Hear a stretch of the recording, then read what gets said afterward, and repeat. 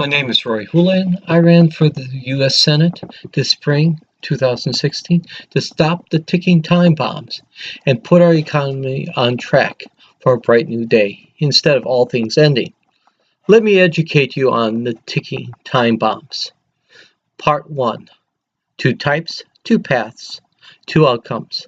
I've worked in retail now for over 18 years, so I'm considered a local expert here. I also worked at an FSO, at PI, in the military and corporate flight line for some 10 years, where I had a chance to listen to presidents, senators, governors, scientists, and astronauts from NOAA and NASA, celebrities, generals and admirals, and finally millionaires and billionaires. What I found was there are two types of CEOs. How many of you have a military background? You may relate to what I'm going to say. In war, there are only two rules. Rule number 1 is that young men die. Rule number 2 is that a CEO, commanding officer, can't change that.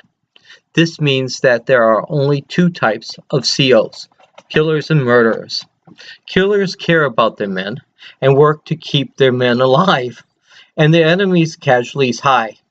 For all wars are acts of attrition, while murderers are in for the love and glory and don't care about their men. They waste their men's lives. CEOs who can hire and fire on a massive scale are also killers and murderers.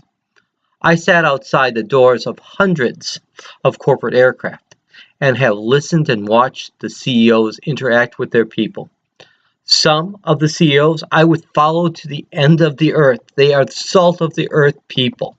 But there are a growing group which points to a growing corruption that I wouldn't turn my back on. To put it nicely, they're narcissistic, low-OT-rians that use and abuse their folks and see their investors and customers as prey animals. Their actions speak so loud that you can't hear what they're saying. Each group of CEOs gravitates to their strengths. Because of the differences in management style between killers and murderers, there are two types of retail capitalistic games, or paths, that produce higher returns to businesses.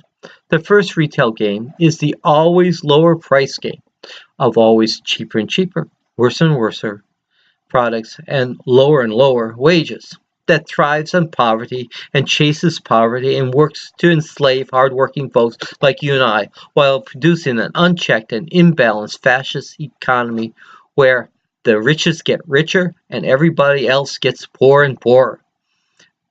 Then there is the superior goods game. That is better and better, and that raises all incomes, starting with the poor, who then become middle class. That empowers the people and produces a check and balance democratic society.